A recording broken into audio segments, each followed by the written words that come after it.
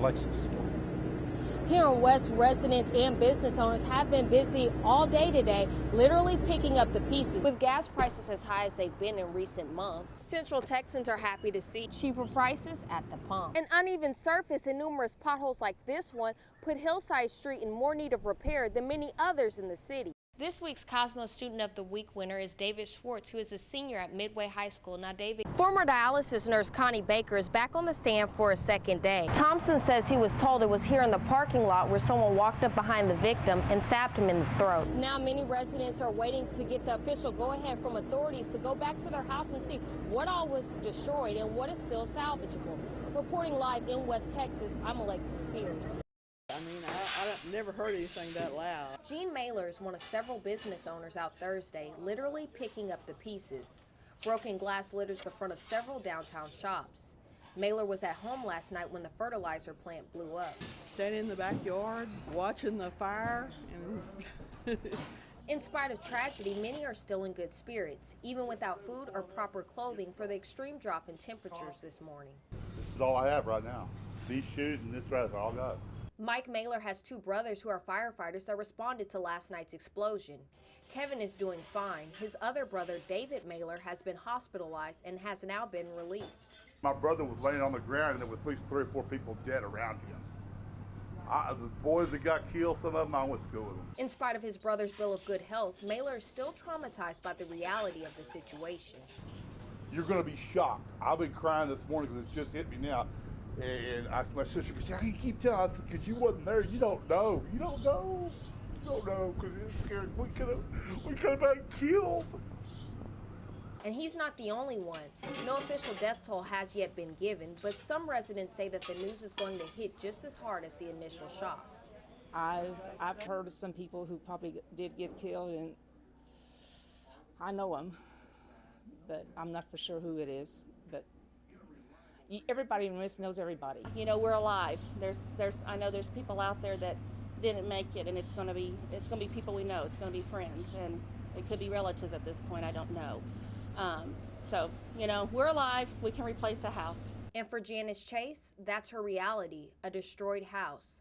She's lived in West for 21 years.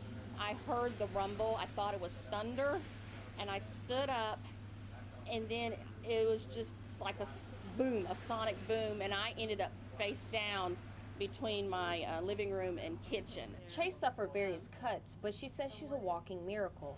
Now all that's left of her house is a heavily damaged, fragile structure that she can't even get to while authorities continue to search for survivors. In downtown West, Alexis Spears reporting. From the beginning to the end, I felt that she was innocent, and I still feel that way. Brian Bowling wasn't one of the 12 people who found Kimberly Sines guilty and sentenced the former nurse to life in prison. But as an alternate juror, Bowling sat in on all testimony in case he was needed. If he had been called to vote, he says he would have made a difference. I don't believe that the state satisfied the burden of proof. Prosecuting attorney Clyde Harrington says it was a job well done, underscored by the jury's verdict. I was scared that we would not be able to present the facts of this case in a manner that they were understandable by jury. Family members like the daughter of victim Opal Few are happy to move past this part of the tragedy. I think the jury did a great job. I would not have wanted to be in their shoes under any means. I'm just grateful that the guilty verdict was reached. Grateful that she won't be allowed the opportunity to do it again to some other family. The sentencing was fair. She got what was due unto her. She's of age and she's held accountable for what she does. Sines' family declined to comment on the sentence. However, defense attorney Steve Taylor says life in prison is a fair decision. We think that the jury worked very, very hard. They listened to 17 days of testimony, sat there without opening up their mouths. Had one day off, came back, deliberated over 14 hours in 2 days. After the punishment was read, Sines returned to Angelina County Jail while her legal team is already starting the appeals process. In Lufkin, Alexis Spears, KTRE, East Texas News 9. When you see those flashing red lights and the guardrails come down at a railroad crossing, the law requires you to stop.